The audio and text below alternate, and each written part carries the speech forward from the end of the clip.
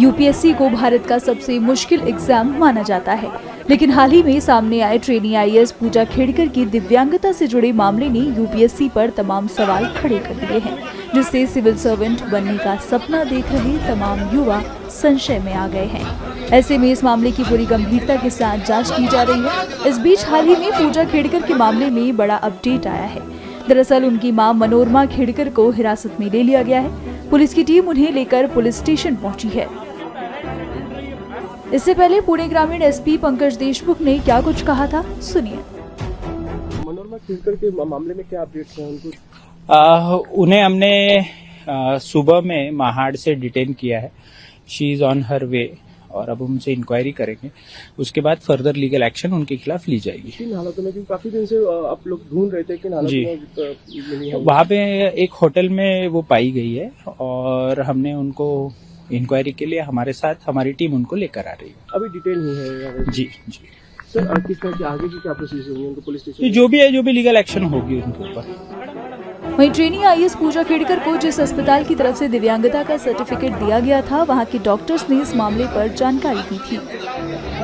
ये सही बात है कि उनको जो विकलांगता सर्टिफिकेट है उनको अगस्त 2022 में इशू किया गया था। यहाँ पे उन्होंने अगस्त 2022 में जो एप्लीकेशन ऑनलाइन करा था उसके तहत वो एप्लीकेशन यहाँ पे वाईसीएम हॉस्पिटल ने रिसीव हुआ। उनकी जांच हुई उसमें 24 अगस्त 2022 में, और उसके तहत जो भी पाया गया, हमारे जो विशेषज्ञ हैं ऑर्थोपेडिक्स के, फिजियोथेरेपी के, उन्होंने जो पाया उनके लेफ्ट नी में, तो उसके तहत उनको वो सर्टिफिकेशन इशू करा था। सर, जो विकलांगता सर्टिफिकेट दिया जाता है तो इसमें कितने % अगर होते हैं तो विकलांगता कहा जाता है, और आपने कितने % का उन्हें ये सर्टिफिकेट दिया है?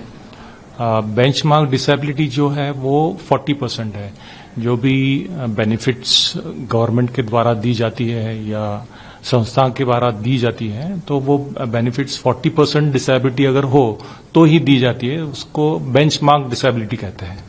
जो ये सर्टिफिकेट प्राप्त करता होता है, ये कितने बार उसका एप्लीकेशन कर सकता है? आपकी तरफ से कितने बार उन्हें ये इश्यू किया गया है, और आगे भी उन्होंने आपकी तरफ कभी उसके बारे में डिमांड की थी क्या? एप्लीकेशन का जो तरीका होता है वो ऑनलाइन तरीका होता है। एक बार एप्लीकेशन करने के बाद जो रेसिडेंशियल एरिया जो हॉस्पिटल्स को मार्क्ड है, उसी हॉस्पिटल में जाके वो असेसमेंट करना पड़ता है।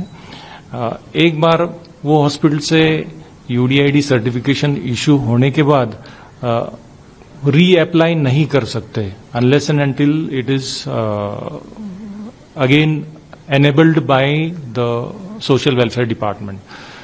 अगर जो सर्टिफिकेशन दिया है, जो परसेंटेज दिया है, वो परसेंटेज से अगर वो व्यक्ति सेटिस्फाइड नहीं है, तो सेटिस्फैक्शन अगर उसको वो बनने को नहीं है, तो he can appeal against that particular satisfaction to social welfare department, और वो एप्लीकेशन फिर से री एनेबल हो सकता है।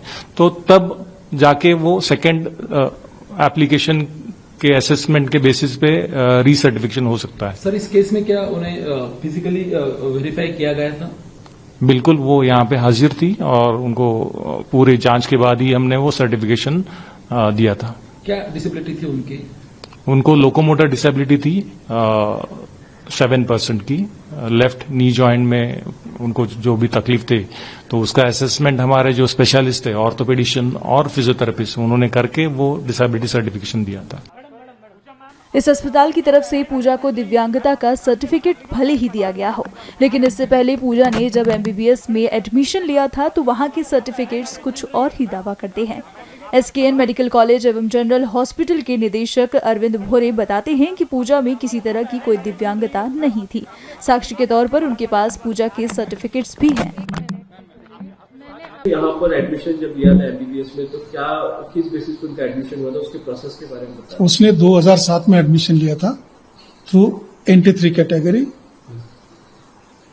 Of Banjari community. It was signed by the authorities of Ahmednagar district, और उसने 4.5 साल कोर्स किया। उसके बाद 1 साल इंटर्नशिप किया and she left this college.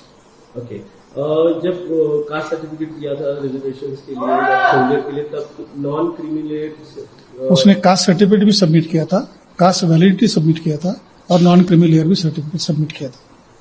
Okay, non criminal का सर्टिफिकेट Yes. सबमिट किया था। और क्योंकि एमबीबीएस करना था तो मेडिकल फिटनेस भी देखी जाती है। देखी जाती है। तो उसमें क्या क्या क्राइटेरिया थे और क्या क्या उसने बताया था? इसमें तो मेडिकली फिट है, तो इसमें कोई डिसेबिलिटी नहीं दिखाई है। कोई भी किसी भी तरह की कोई डिजाइन नहीं। वो सर्टिफिकेट्स वगैरह सारे उसमें है मेरे पास सर्टिफिकेट है। ओरिजिनल कॉपी नहीं है मेरे पास, हाँ। वो उसको वापस दिए है हमके पास। हाँ, देनी पड़ती है वापस लेकिन सारे सर्टिफिकेट सारे सर्टिफिकेट्स।